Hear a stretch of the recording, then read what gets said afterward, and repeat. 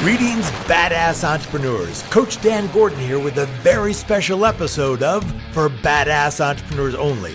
Today, the tables get turned and I get interviewed by John Golden, Sales Pop.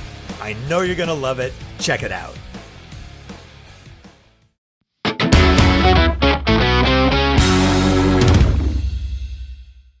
All right, hello and welcome to another Expert Inside interview. My name is John Golden from Sales Pop, online sales magazine and Pipeliner CRM, joining you from, well, thankfully a sunny San Diego, seeing as we had rain all weekend. But anyway, as I know, don't complain about the weather in San Diego because nobody has any sympathy for you. And today I'm delighted to welcome back, yes, Coach Dan Gordon, who is up the mountains in Big Bear. I am. What's the powder like? It's actually none whatsoever right now. So I'm very, very happy about that. Yeah, so I guess the machines are working overtime up on the ski slopes. Yeah. Yeah. So and Coach Dan helps people and entrepreneurs who want more clients, but don't feel that great about selling, and they really want to fix that and embrace selling, because after all, at the end of the day, we're all in sales, and sales is very important. So we're going to talk today about heart-centric selling. So first off, Dan, why is it that people sort of feel bad? Like they want to be an entrepreneur, they want to have their own business, they want to be successful, but they just get so wound up over this notion of selling. Yeah. Well, imagine if there was no American Medical Association, there was no licensing for doctors, that you could wake up in the morning and go, you know what? Today I'm going to be a brain surgeon. Like, we would hate doctors, right? Because doctors would just be these people who kill people, right? And nothing else, right? Right? Exactly. Right. And so the same is true of salespeople. There is zero bar for entry. And because of that, the majority of salespeople aren't really salespeople. They're just awful, and not that they're awful people. They just don't know how to do what they do. And the same reference as the doctors, the person who decides to be a brain surgeon might get into it with the best intentions, but end up killing a bunch of people. Right. Mm-hmm. And so fortunately, salespeople are not often put in a situation where it's life or death. Thank God. Mm-hmm. But they are often put into a situation where they are relating to someone, where they're having a relationship with someone who is struggling and could be having a tremendous struggle. And they are there to relieve that person's struggle, and they just don't know how to do it. Yeah, and I would say though, and then obviously part of the issue is that the salesperson goes in feeling, number one, that obviously they don't want to be doing this. They don't like what they're doing. They're not confident about what they're doing. And unfortunately, all of this is easily transmitted to the person on the other side. Right. Most people are in sales because they couldn't do anything else, or they couldn't get into anything else, or they graduated with a degree in marketing and they got their first job in marketing, and whoops, they're doing sales. Right. And like, wait a second, what about all that money I spent on my degree? And so they're a little frustrated right off the bat because they don't want to be there, like you say. And so that just adds to a sense of sort of unintentional self-centric thinking, right? Unintentional self-centric thinking. They don't wake up in the morning and go, I'm just going to think about myself, but they're a little frustrated because they don't want to be there, or they don't know what they're doing, or they've gotten sales training from someone who just tells them to focus on customer pain points. And these are not ways of really opening up a relationship with someone. Look, in the same way, if you're dating and you really want to get married, and your whole focus is on getting married, not getting to know the other person, just getting married, like, you're going to fail. And you may get married, but it's not going to be a very satisfying relationship. Yeah. It's probably going to be no renewal. Yes. And a rather ugly disengagement. But and so how can people reorient their thinking so that they can embrace the whole idea of being of service, of problem solving, of doing something that actually is very, very noble and very, very much needed? So how can you switch that mindset? That's a really great question. And I appreciate this conversation, John, because most people who talk to me about sales, they just want like tips and tricks and Jedi mind tricks and how do I get, how do I push past somebody's resistance? And it's none of that. And again, if you shift your thinking to relationships, like dating relationships, when you met your partner, when you were dating, when what worked and what didn't, that's the beginning. The thing that I started doing, and look, I'm not a natural born salesperson. I don't know many people that are. I used to hyperventilate before and after, and sometimes during sales meetings. And the reason is because I knew internally that this was not me. Like I didn't like the person I was being. And so what I learned to do is I learned to distract myself from my own thoughts. And that's the struggle that you who are listening right now are having with your sales. You go into a sales situation thinking, how am I going to sell my product or service? And when you think that way, already you failed to some degree, because the person on the other side of the table is sensing that. They know that they're not, that you're not there for them. So you need to distract yourself from those self-centric thinking. And that's investing yourself in the person that you're talking to. Yeah. Just learn everything that you can about them, not to sell them, but to relieve them of the struggle. And my focus, what I learned to do in this distraction, was to just focus on, I want to leave them in a much better position than how I found them, right? So if I walk away and they have some solutions to their problems that they didn't have before we met, then I've succeeded.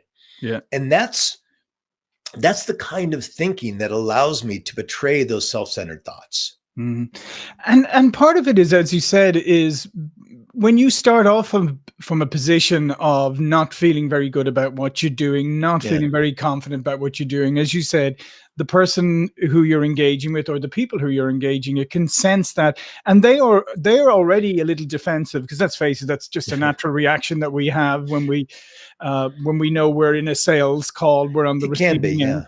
We're already a little defensive. So therefore, if you are not feeling confident, if you're not coming from a point of wanting to learn and engage and really understand, I mean, that's just too, immovable. Yeah, too strict. Yeah, right. So, and I'd like to address that, Sean, if I may. Because what you said is when you go into a sales situation, it's already something of a confrontational type of relationship. And I'm going to push back a little bit on that, because it doesn't have to be that way. The reason it seems to be a confrontational relationship is because the person that you're selling, they believe that you're going to try to talk them into something that they don't want. Yep. So their natural human defense mechanisms, their survival mechanisms are fired up. And this has to do with how human beings survived a couple million years ago. Everything was about survival. And so when somebody is asking you to do something or to spend money, your survival instinct kicks into gear and you start believing that your life is in danger. Like that is literally what's going on inside of you. Your heart starts beating faster, your eyes dilate, you get flushed with adrenaline. Like all of these signals start happening that tells your body you're in danger. So naturally, you're going to have a certain amount of resistance, and you're going to create that kind of relationship. Now, as a salesperson going into a sale, you have to know that that's what's going on with your prospect.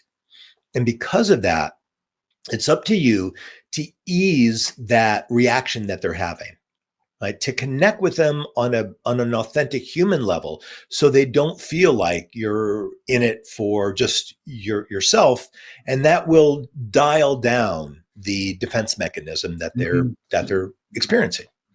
And I think sometimes also is forgetting to put yourself in the place of the buyer or the buyer, and understanding that there's a lot of things going on. Number one, yes, they need to make a good decision for their company, but they also have their own personal agenda as well, not in a bad way, in a good way. Because let's face it, when you purchase something, especially in B2B sales, right? In B2C, like if I go over to to Best Buy or whatever and buy the latest super duper 300-inch TV screen and bring it home. What's the worst that's going to happen to me is my wife's going to hit me with it, tell me to take it back and buy a new dryer, right? Because that's what we really need. So that's B2C. But in B2B, when I make a purchasing decision, it can be career enhancing. If it works out, it can be career limiting. So there's a lot of personal stress involved as well. And as a salesperson, that's part of what you need to alleviate. Right. And so like take your product, for example, Pipeliner, right? You have a terrific CRM and you know it's great. And you know it has benefits and qualities that are far above most of the CRMs out there. I would even say all of them. Like it's a great product. Now, the person on the other side of the table or the other side of the screen doesn't know that. And so if you approach them with features and benefits, well, here, let me convince you why it's great. You're not helping because what they're afraid of is not getting the correct features and benefits. What they're afraid of is being talked into something that's going to ultimately not work for them. And what they're really afraid of is not spending the money, but that sense of looking in the mirror and going, ugh, I got talked into something. I got tricked, right? I'm so stupid. And that's what people really fear, that sense of how they'll beat themselves up if they make a mistake. And when you bring that into a sale, now the conversation is a lot different because now you're dealing with that aspect of their struggle, not the money, not the things they say, but what's really going on for them on a deep emotional level. No, and absolutely. And I think a lot of it goes back to, and I hate to bring the authenticity word up again, because it's been so overused lately. But you have to be authentic in order to do what you just said, right? In order to be able to alleviate their concerns, in order to be able to make them feel like you do have their best interests at heart, and you really, really want to understand what's going on. And a lot of the time that means you have to have a conversation, but you have to listen and validate and really go deeper on what they're saying, instead of you thinking, I need to move this on to my next step. Yeah. And look, Rosalind and I are looking for a new house. And so we've been doing, a lot of home shopping. We've interacted with a lot of different realtors, and it's really been a shame at how little they practice this, how little the realtors care about it. Like classic example, we go into this house. It's a decent house, pardon me, but it's next door to a apartment complex, and we don't want to live next to an apartment complex for obvious reasons. And so we say this, just offhandedly to the realtor, and he says, "Oh, but they're very quiet." Now, come on, exactly, come on, all of them, right? He's interviewed them. They've all taken a vow of silence. Until you're living next door to Trappist monks. Sure. Right. Yeah. So, now let's say he had said to us, I really understand that. Look, I don't like living next to a lot of noise. So you really do have to think about this. This might not be the right house for you. I will say though, that's why this house is $100,000 less expensive than the house across the street that's not next to it. So you're going to have to balance one against the other. Now, I can tell you that I've been here for 6 weeks trying to sell this house, and I haven't heard, smoke on the water or, a lot of noise coming out of there. It's been fairly quiet. So, I mean, that's been my experience, but I'm not here 24/7. You really got to make your own choice. Now, if he had said that, we would have had a lot more faith in him. We would have believed him when he said, yeah, I've been here and I haven't heard a lot of noise. Like that would have been really helpful, instead of just taking the thing that we were concerned about and denying it. And that is a classic mistake of most salespeople, right? They listen to what their prospect is saying, but only to deny them instead of really hear them and react to their concerns. And I think some of that again comes back to the focus on, it's like they're so hung up on these objections. I know they're going to ask about the conflict. I know they're going to ask that. So when it comes up, it's just, I'm just going to move past it. I'm going to, as fast as I can. And And therefore, throughout that whole conversation you were having with the realtor, they're probably waiting for that moment in their Yeah. head. They're going, at some stage they're going to ask about the complex, instead of it would have even been better if they even up front just said, I realize it's beside a complex that may not be something you're interested in, but here, let me give you my thoughts on it, instead Mhm. of sort of sitting there the whole time tense, knowing that you're going to ask. Yeah. And think about this too. If you're a realtor, really if for anybody, Yeah. uh, if we walked into a house, obviously I've been thinking about this a lot. If we walked into a house and the realtor said, "Hey, can I tell you a couple things I don't like about this place and a bunch of things that I do? Would that be Mhm. okay?" Yeah. Right? And he said, "Okay, look, though this water heater, it's on its last leg. Like you're gonna need a new one, Yeah. right? Yeah. Or the paint, it looks like it was put up in the Eisenhower administration, right? It's awful. Mhm. However, right, this, and this. Yeah. Now we're trusting him more because he or she would feel like they're more on our side, like they're telling us things that we don't like about it. Mm. And that's the thing. If you approach your prospects with an open heart, meaning what's going on for them, what are they struggling with? How long have they been looking just today? Like if we walked in and they said, "Wow, it looks like you've been out, all day driving around in LA traffic. You want some water or something?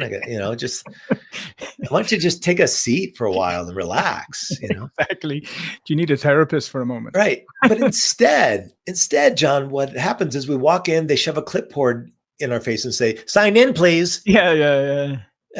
And so what they're saying is, "Hey, I want to get your information. So if I can't sell you this house, I can sell you some other house." Yeah. And again, that's all about them. Yeah. And I think another part, and it's good using, and we're not picking on realtors, No, no, no, not at because I all. know some fantastic ones who would excel selling anything because they're just Yeah. great people. But seeing as we're on realtor, we're Yeah. using realtors as an example right now. Is there's the other part too? Is sometimes you've probably seen this yourself. Maybe you wander into an open house and maybe you heard about it quickly. So maybe you're in your sweat gear or whatever. You came Yeah. from, maybe you borrowed. You borrowed some car and it doesn't look. And you walk in and they immediately give you that. Oh, I know you can't afford this. You're just Yeah. looking, right? But you may actually have like $2 million in your back pocket for all they Sure. know. And I think that's also the part. And then they may like fawn all over the guy who comes in and they're being dressed to Mhm. the nines, who may not have any money to buy. But this is having these preconceived notions you need to get rid of because you haven't talked to or understood the person yet. Yeah. And that's at the heart of what we're talking about here. What is going on for the person that you're talking to?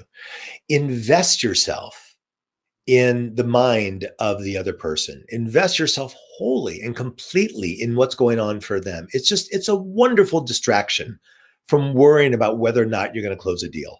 Yeah. And when you're distracted from that and you're talking about them and you're invested in them and learning more about them, they feel that. And even if you don't sell that house or that house to anyone in particular, it's a practice. And Mm. it's a practice that's going to pay off. It's like practicing the piano. Like you can't sit down at a piano if you've never played and play like Elton John. It's just Mhm. not going to happen.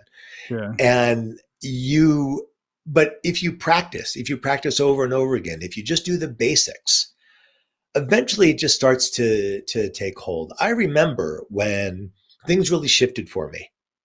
And what happened is people started saying to me, "It was really good to meet you."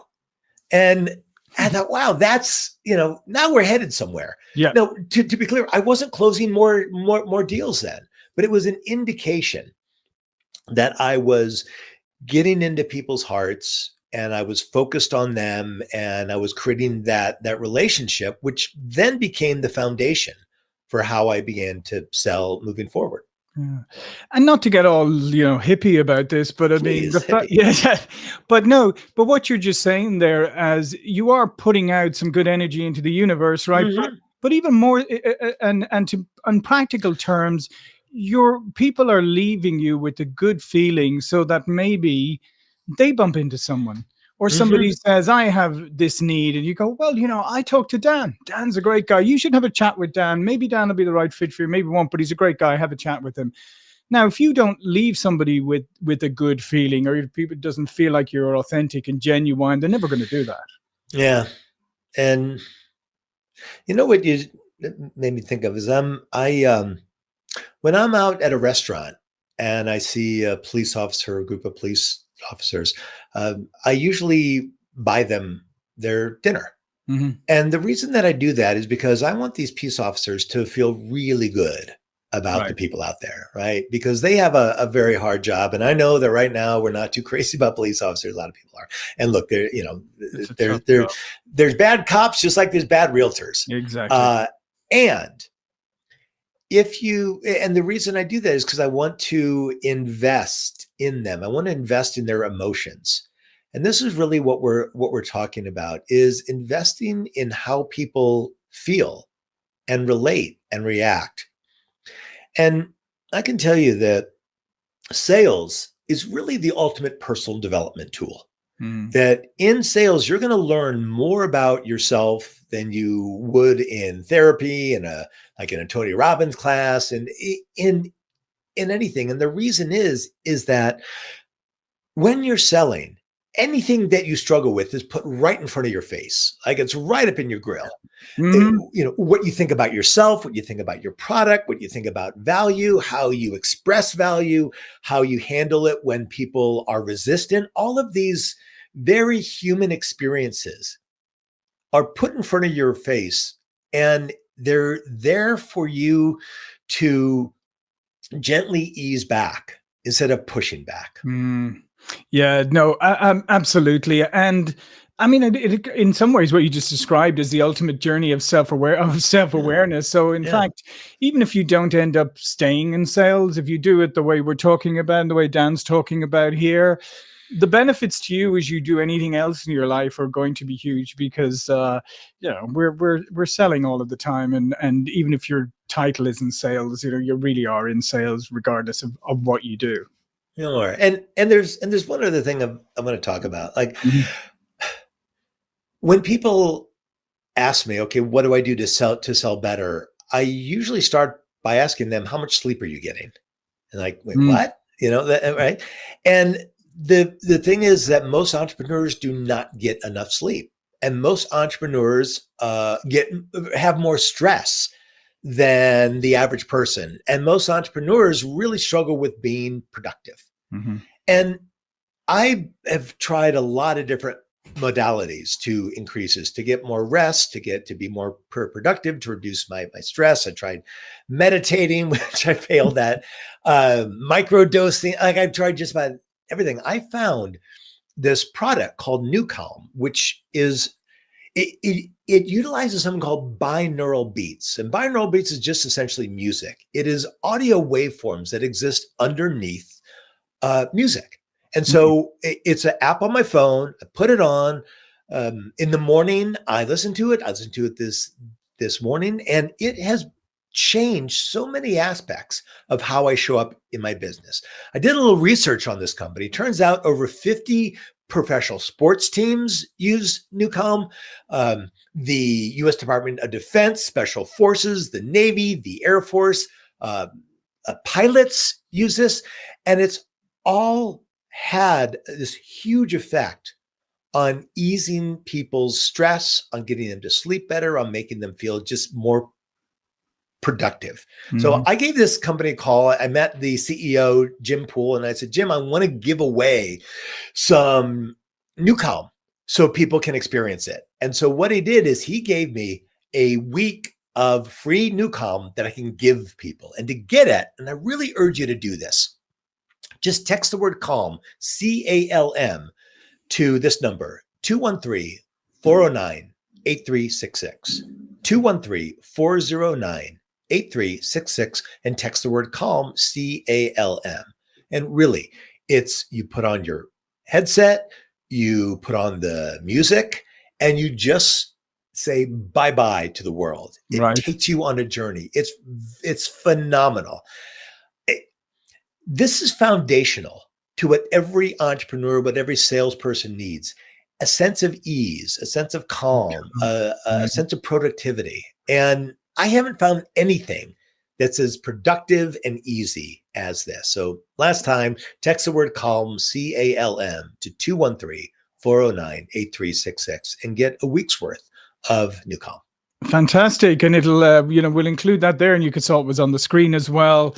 And I think we have to move beyond, Dan, just in closing, we have to move beyond this idea that stress and not sleeping and working all year, that this is because it has been traditionally celebrated. That's how you identify a high achiever. Wow, right. They're always stressed, they never sleep, they're always on the go, and then one day they keel over.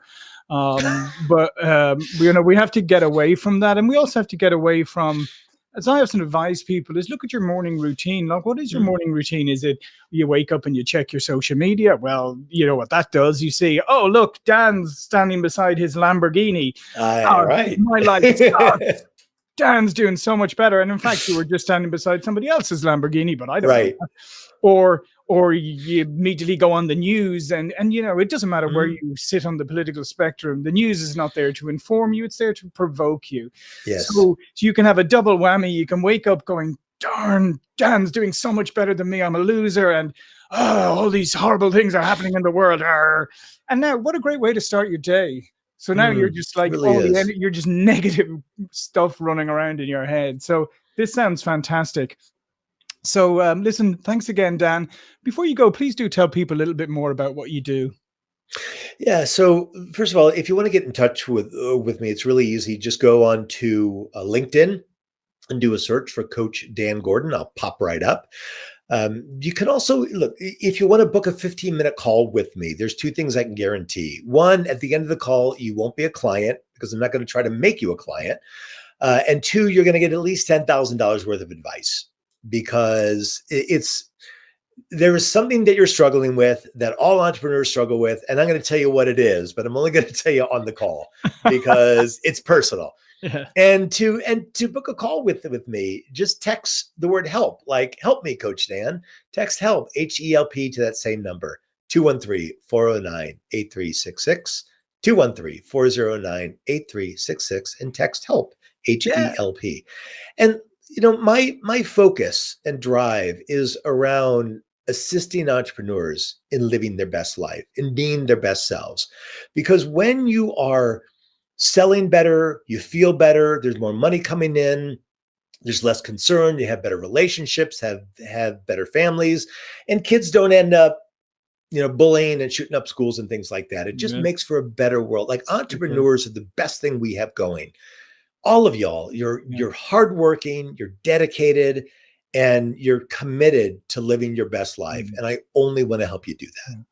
And by the way, if you're a salesperson in an organization, you don't have to not necessarily be an entrepreneur, because we believe salespeople are entrepreneurs anyway.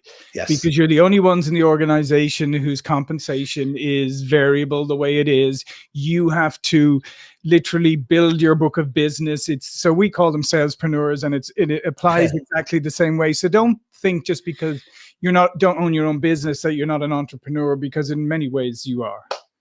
Yeah, and I'll say this too. I had the unique opportunity of meeting John and being on a panel for Pipeliner, and man, the people in the room were just outstanding. And I've learned a lot about your product, about the CRM, and I urge everybody to check it out. You cannot exist with Post-it notes on the side of your screen, or keeping things in your memory, or using like just a spreadsheet CRM. It has to be automated. It has to be something that frees up your time and makes you more productive. And Pipeliner does that and so much more. And less stressed. Yes. Well, listen, thanks again, Dan. Thank you for watching, listening. We'll see you all again very soon. Thank you.